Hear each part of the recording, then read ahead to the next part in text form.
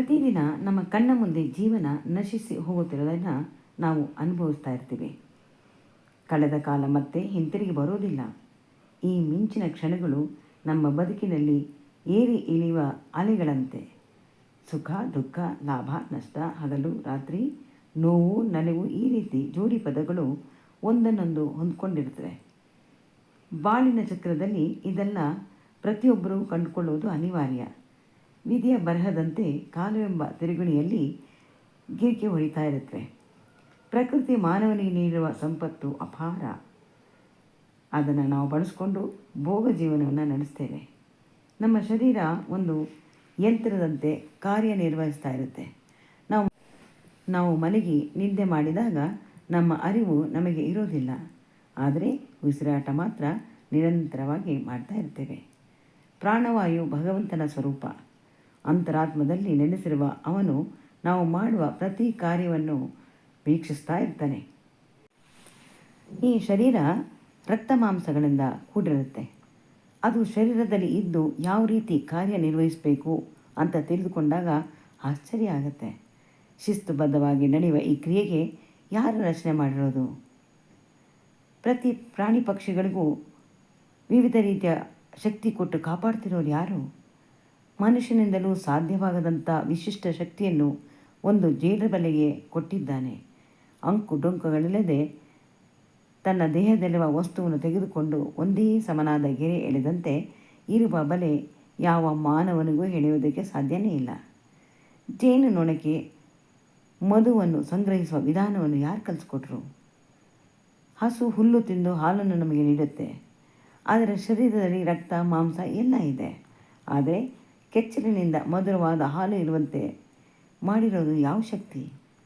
ವಿಜ್ಞಾನಿಗಳು ತಮ್ಮ ಭೌತಿಕ ಮಟ್ಟವನ್ನು ಉಪಯೋಗಿಸಿಕೊಂಡು ಹಕ್ಕಿಗಳಂತೆ ವಿಮಾನದಲ್ಲಿ ಹಾರೋದನ್ನು ಕಂಡುಹಿಡಿದಿದ್ದಾರೆ, ನಿಜ.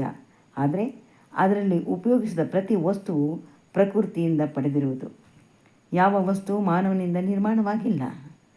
ಪ್ರಕೃತಿಯಲ್ಲಿರುವ ಈ ಸೋಜಿಗ ವಿಷಯಕ್ಕೆ ನಾವು ಬೆರಗಾಗ್ತೇವೆ. ಪ್ರತಿ ಜೀವಿಯು ಇರುವ ಒಂದು ಚೇತನ ಇದಕ್ಕೆ ಮುಖ್ಯ ಕಾರಣ.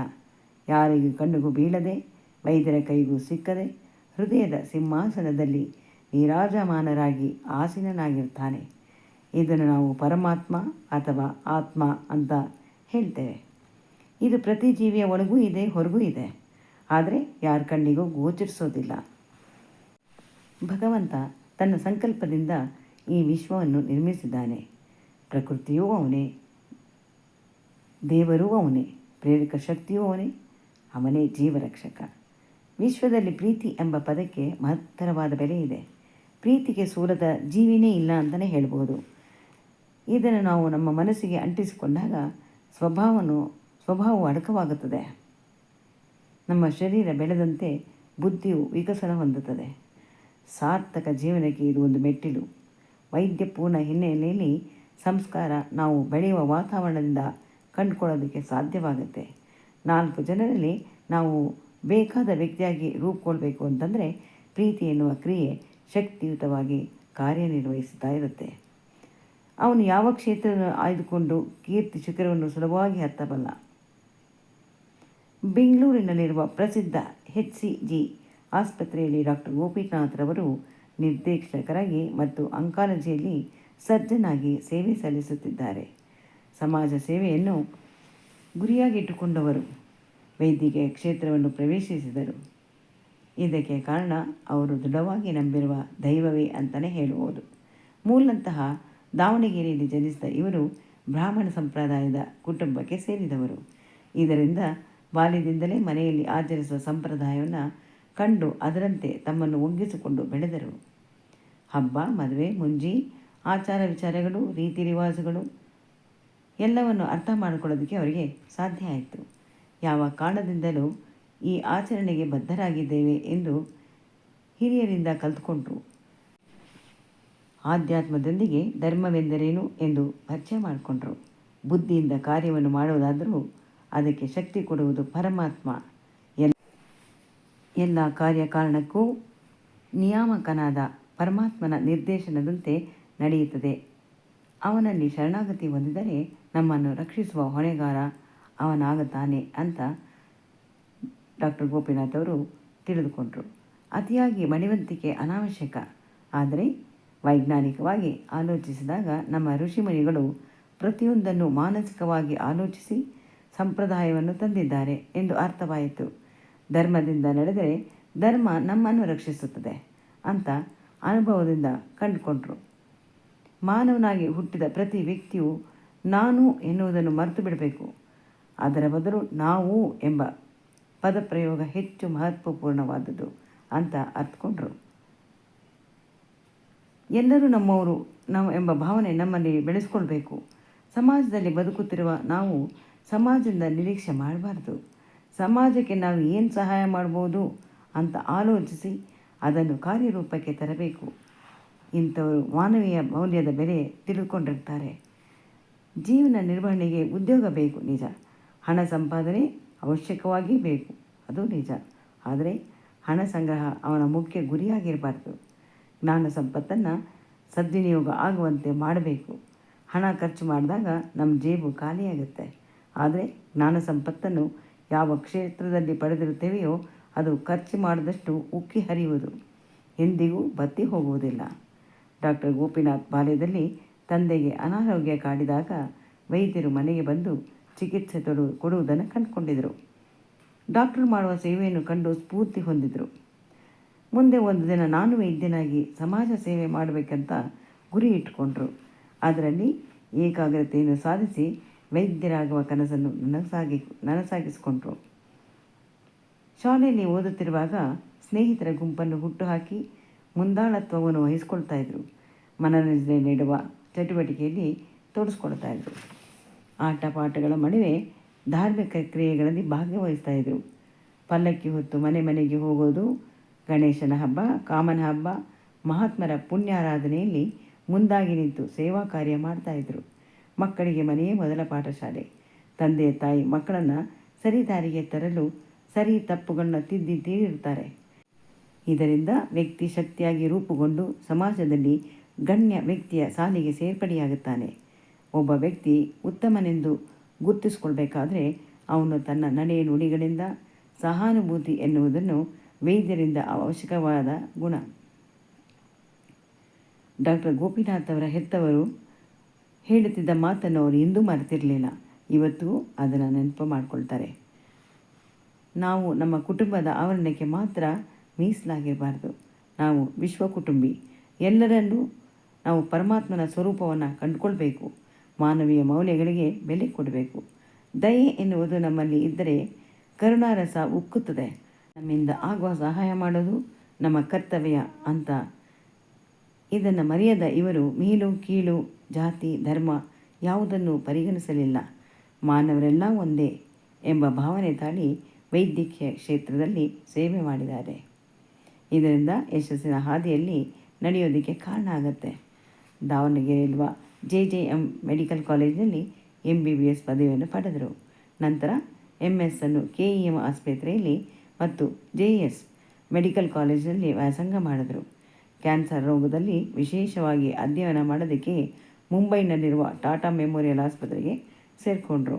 1981ರಲ್ಲಿ ಬೆಂಗಳೂರಿನಲ್ಲಿರುವ ಕಿದ್ವಾಯ್ ಮೆಮೋರಿಯಲ್ ಇನ್ಸ್ಟಿಟ್ಯೂಟ್ ಆಫ್ ಆಂಕಾಲಜಿಯಲ್ಲಿ ವೈದ್ಯ ವೃತ್ತಿಯನ್ನು ಆರಂಭಿಸ್ತಾರೆ.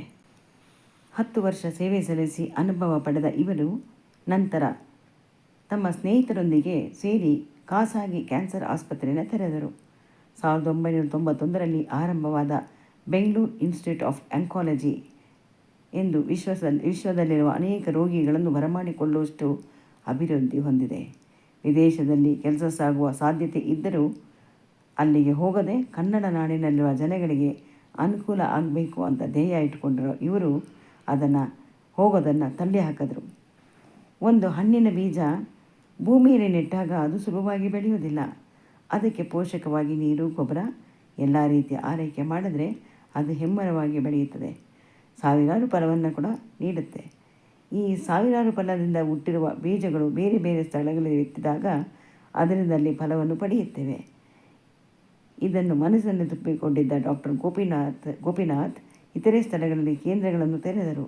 ಇದರಿಂದ ಆ ಜಾಗದಲ್ಲಿರುವ ರೋಗಿಗಳಿಗೆ ಅಲ್ಲೇ ಚಿಕಿತ್ಸೆ ಪಡೆಯುವಂತಹ ವ್ಯವಸ್ಥೆ ಅನುಕೂಲಕರವಾಯಿತು. ಕರ್ನಾಟಕದಲ್ಲಿ ಅಲ್ಲದೆ ಭಾರತದ ಇತರೆ ರಾಜ್ಯಗಳಲ್ಲಿ ತಮ್ಮ ಕಾರ್ಯಕ್ಷೇತ್ರವನ್ನು ವಿಸ್ತರಿಸಿಕೊಂಡರು. ಕ್ಯಾನ್ಸರ್ ಎಂಬ ಮಾರಕ ರೋಗ ಒಂದು ರೀತಿ ಮೋಸದ ಕಾಯಿಲೆ. ಗುಪ್ತವಾಗಿ ಮಾನವನ ಶರೀರದಲ್ಲಿ ಸೇರಿಕೊಂಡು ತನ್ನ ಸಾಮ್ರಾಜ್ಯವನ್ನು ಸ್ಥಾಪಿಸುತ್ತದೆ. ಇದಕ್ಕೆ ಅವಕಾಶ ನೀಡದೆ ಸರಿಯಾದ ಚಿಕಿತ್ಸೆ ಪಡೆದರೆ ಗುಣವಾಗುವ ಸಾಧ್ಯತೆ ಬಹಳ. ಆದರೆ ಈ ರೋಗ ತಗಲಿರುವುದನ್ನು ತಿಳಿದ ತಕ್ಷಣ ರೋಗಿ ಆತ್ಮವಿಶ್ವಾಸ ಕಳೆದುಕೊಂಡು ಬಿಡುತ್ತಾನೆ. ದುರ್ಬಲ ಮನಸ್ಸನ್ನು ಚೇತರಿಸಿಕೊಳ್ಳಬೇಕಾದರೆ ದಕ್ಷರಾದ ವೈದ್ಯರ ಸಲಹೆ ಅತಿ ಮುಖ್ಯ. ಮಾನವನ ಮನಸ್ಸು ವಿಭಿನ್ನ ರೀತಿಯಲ್ಲಿ ಯೋಚಿಸುತ್ತದೆ. ಚಿಕಿತ್ಸೆ ನೀಡುವ ಮೊದಲು ರೋಗಿ ಮತ್ತು ಅವನ ಮನೆಯವರೊಡನೆ ಮನಬಿಚ್ಚಿ ಮಾತನಾಡಬೇಕಾಗುತ್ತದೆ. ಹಲವು ಉದಾಹರಣೆ ಕೊಟ್ಟು ಧೈರ್ಯ ತುಂಬಬೇಕಾಗುತ್ತದೆ. ಡಾಕ್ಟರ್ ಗೋಪಿನಾಥ್ಗೆ ಸಹನೆ ಹೆಚ್ಚು. ನಾನು ಕಂಡ ಹಾಗೆ ಅವರ ನಗುಮುಖ ಎಂದಿಗೂ ಮಾಸಿಲ್ಲ. ಮಾತಿನಿಂದ ಗಂಟಿಕ್ಕಿದ್ದನ್ನು ನಾವು ಕಂಡೇ ಇಲ್ಲ. ಮಧುರವಾದ ಮಾತಿನಿಂದ ರೋಗಿಯ ಮನಸ್ಸನ್ನು ಗೆಲ್ಲಬೇಕಾಗುತ್ತದೆ. ಆಸ್ಪತ್ರೆಯಲ್ಲಿರುವ ಸಿಬ್ಬಂದಿ ವರ್ಗದವರಿಗೆ ವಿಶೇಷವಾದ ತರಬೇತಿ ನೀಡಿ ರೋಗಿಯಾದವನನ್ನು ಸಹನೆಯಿಂದ ಮತ್ತು ಶ್ರದ್ಧೆಯಿಂದ ಕಾಣೋದು ಹೇಗೆ ಅಂತ ಶಿಸ್ತಿನ ಪಾಠವನ್ನು ಅವರು ಕಲಿಸ್ಕೊಟ್ಟಿದ್ದಾರೆ. ಪ್ರತಿ ವರ್ಷವೂ ವೈದ್ಯಕೀಯ ಕಾಲೇಜಿನಿಂದ ಅನೇಕ ವಿದ್ಯಾರ್ಥಿಗಳು ಪದವಿ ಪಡೆದು ವೃತ್ತಿಯನ್ನು ಅರಸಿ ಬರುತ್ತಾರೆ. ಅಂಥವರನ್ನು ಪತ್ತೆ ಹಚ್ಚಿ ತಮ್ಮ ಆಸ್ಪತ್ರೆಯಲ್ಲಿ ಅವಕಾಶ ನೀಡಿ ರೋಗಿಗೆ ಉನ್ನತ ಮಟ್ಟದ ಸೇವೆ ಸಿಗುವಂತೆ ಮಾಡ್ತಾ ಇದ್ದಾರೆ. ಜನಗಳ ಸಂಖ್ಯೆ ಹೆಚ್ಚಾಗುತ್ತಿದ್ದಂತೆ ಆಸ್ಪತ್ರೆ ವಿಸ್ತಾರಗೊಂಡಿದ್ದು ಬ್ಯಾಂಗ್ಳೂರು ಆಂಕಾಲಜಿ ಎಂಬ ಹೆಸರಿನಿಂದ ಸ್ಥಾಪನೆಗೊಂಡು ಆಸ್ಪತ್ರೆ ತನ್ನ ಕೇಂದ್ರವನ್ನು HCG ಎಂಬ ಹೆಸರಿನಿಂದ ಸ್ಥಾಪನೆಯಾದ ಮತ್ತೊಂದು ಶಾಖೆ. ವಿಜ್ಞಾನ ಬೆಳೆದಂತೆ ಸಂಶೋಧನೆಗಳು ವಿಸ್ತಾರವಾಗಿದೆ. ಆಧುನಿಕವಾಗಿ ಸಂಶೋಧನೆಗೆ ಒಳಪಟ್ಟ ರೋಗಿಗಳಿಗೆ ಹೆಚ್ಚು ಅನುಕೂಲವಾಗುವಂತೆ ಎಲ್ಲ ರೀತಿಯ ಚಿಕಿತ್ಸೆಯ ಸೌಲಭ್ಯಗಳನ್ನು ಇಲ್ಲಿ ಹೊಂದಿದೆ. ಒಂದೇ ಸೂರಿನಡಿಯಲ್ಲಿ ಬ್ಯಾಂಕ್, ಕ್ಯಾಂಟೀನ್ ಎಲ್ಲವೂ ಕೂಡ ಒಳಗೊಂಡಿದೆ. ಗ್ರಾಮೀಣ ಪ್ರದೇಶದಿಂದ ಬಂದವರಿಗೆ ಬೆಂಗಳೂರಿನಲ್ಲಿ ಇದ್ದು ಚಿಕಿತ್ಸೆ ಪಡೆಯುವುದು ಕಷ್ಟ. ಈ ಚಿಕಿತ್ಸೆ ದುಬಾರಿ ಕೂಡ. ಸರ್ಕಾರದವರು ಬಡವರಿಗೆ ನೀಡುವ ಆರ್ಥಿಕ ಸಹಾಯ ಸ್ವಲ್ಪ ಮಟ್ಟಿಗೆ ಸಹಾಯ ಆಗ್ಬೋದೋ ಏನೋ. ಸಣ್ಣದಾಗಿ ಆರಂಭವಾದ ಆಸ್ಪತ್ರೆ ಇಂದು ಭೀಮಾಗಾತ್ರದಲ್ಲಿ ಬೆಳೆದು ನಿಂತಿದೆ. ಡಾಕ್ಟರ್ ಗೋಪಿನಾಥ್ ಮತ್ತು ಅವರ ಆಪ್ತ ಸ್ನೇಹಿತರು ಒಂದಾಗಿ ಸೇರಿ ಆರಂಭಿಸಿದ ಈ ಕ್ಯಾನ್ಸರ್ ಆಸ್ಪತ್ರೆ ವಿಶ್ವದಲ್ಲೇ ಕೀರ್ತಿ ಶಿಖರವನ್ನು ಮುಟ್ಟಿದೆ. ಶ್ರದ್ಧೆ ಮತ್ತು ಶ್ರಮ ಪಡುವಂಥವರು ಮಾತ್ರ ಇಂಥ ಕ್ಷೇತ್ರದಲ್ಲಿ ಕಾರ್ಯನಿರ್ವಹಿಸಬಲ್ಲರು. ಇದರೊಂದಿಗೆ ಸೇವಾ ಮನೋಭಾವದಿಂದ ಪ್ರಾಮಾಣಿಕವಾಗಿ ಸೇವೆ ಸಲ್ಲಿಸುವುದು ಕೂಡ ಅಷ್ಟೇ ಅಗತ್ಯವಾಗಿದೆ. ಈ ಕಾರಣದಿಂದ ಆಸ್ಪತ್ರೆ ದಿನದಿಂದ ದಿನಕ್ಕೆ ತನ್ನ ಕಾರ್ಯಕ್ಷೇತ್ರದಲ್ಲಿ ಯಶಸ್ಸಿನ ಕಡೆ ದಾಪುಗಾಲು ಹಾಕುತ್ತಿರುವುದು. ಸಾಯಿ ಪ್ರಣಾಮ.